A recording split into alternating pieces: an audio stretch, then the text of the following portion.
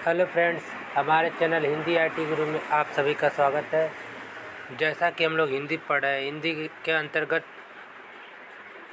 निम्न टॉपिक को पढ़ चुके हैं, जिसके अंतर्गत वर्णमाला, उपसर्ग और शब्द विचार, काल।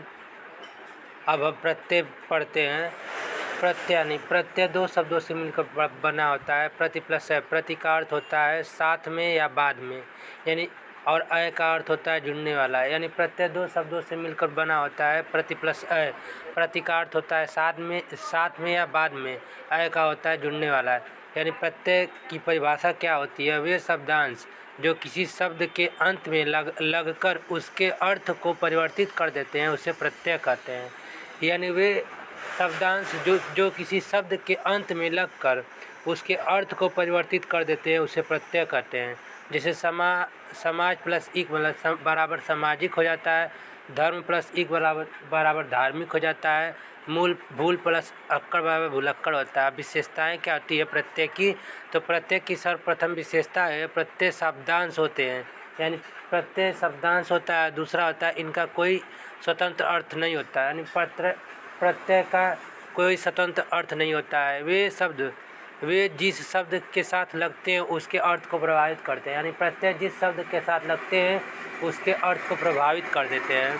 अब इनके संधि नियम लागू नहीं होता है, इस पे संधि नियम लागू नहीं होता है। अब हिंदी में प्रत्यय दो प्रकार के होते हैं। यानी हिंदी में प्रत्यय दो प्रकार के, एक कृत प्रत्यय और एक तद्धित प्रत्यय। कृत प्रत्यय के अंतर्गत धातु में लगने वाले प्रत्यय आते हैं और तद्धित प्रत्यय के अंतर्गत संज्ञा, सर्वनाम, विशेषण में लगने वाले प्रत्यय आते हैं।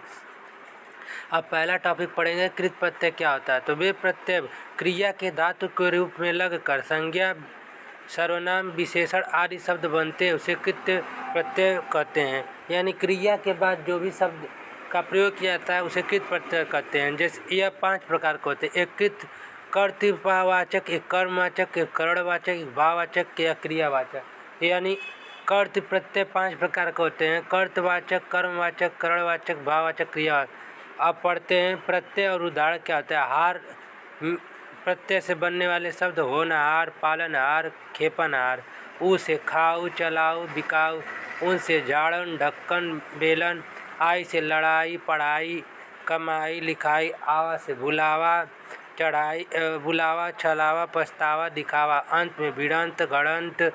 कर, जाकर, पढ़कर, देखकर। ते ही, पढ़ते ही, चलते ही, उड़ते ही। फिरना, दौड़ना, बैठना, सोना। उक, भिक्षुक, भावुक। अब तद्धित प्रत्यय क्या होता है? तो वे प्रत्यय क्रिया से अन्य शब्द जैसे संज्ञा, विशेषण, अव्यय आदि के बारे में पता लगाया जाता है, उसे तद्धित प्रत्यय। और प्रातः संज्ञा विशेषण बनाते हैं। यानी यह संज्ञा विशेषण बनाते हैं, इसे तद्धित प्रत्यय कहते हैं। जैसे प्रत्यय उदाहरण वाला, घर वाला, अखबार वाला, सब्जी वाला, ग्वाला। वान से धनवान, गुणवान, पुत्रवान, कोचवान। इक से धार्मिक, शैक्षिक, नैतिक, नागरिक, दैनिकता से नीचता, दुष्टता, प्रसुता, ममता। इत से क्रोधित, उदासी, शोभित, अंकित। पन से बचपन, लड़कपन, गवारपन, अपनापन। वट से लिखावट, बनावट, सजावट, दिखावट। इया से खटिया, लुटिया, डलिया। ई से पहाड़ी, रस्सी, चोरी, खेती। कार से कलाकार, पत्रकार, साहित्यकार, चित्रकार। आर से सुनार, लोहार, चमार। अब स्त्रीबोधक तद्धित प्रत्यय क्या होता है? तो वे प्रत्यय जो किसी संज्ञा, सर्वनाम, विशेषण शब्दों के अंत में जुड़कर स्त्री जाति का बोध कराते हैं, उसे स्त्रीबोधक कहते हैं।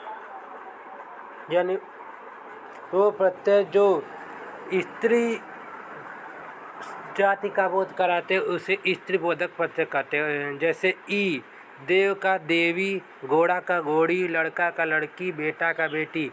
इन, पड़ोसी का पड़ोसीन, मालिक का मलिकाइन, बाग का बागिन। आ, सुत का सुता, छात्र का छात्रा, अनुज का अनुजा।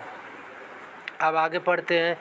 नी क्या होता है? ऊँट का ऊँटनी, शेर का शेरनी, नट का नटनी। इया का बंदर का बंदरिया, कुत्ता का कुतिया, आनी का देवर का देवरानी, जेठ का जेठानी, सेठ का सेठानी। अब उर्दू शब्द के प्रत्यय क्या होता है? तो हिंदी की उदारता के कारण उर्दू के कतिपय प्रत्यय हिंदी में प्रयुक्त होने लगे हैं। यानी हिंदी भाषा की उदारता के कारण कई सारे जो शब्द हैं जो उर्दू के कतिपय प्रत्यय होने के हिंदी में प्रयुक्त होते हैं। जैसे प्रत्यय गर लगा होता है तो जादूगर, कारीगर, सौदागर, बाजीगर। नाक का शर्मनाक, दर्दनाक। आबाद का इलाहाबाद, हैदराबाद, अहमदाबाद। इंदा का परिंदा, शर्मिंदा, चुनिंदा।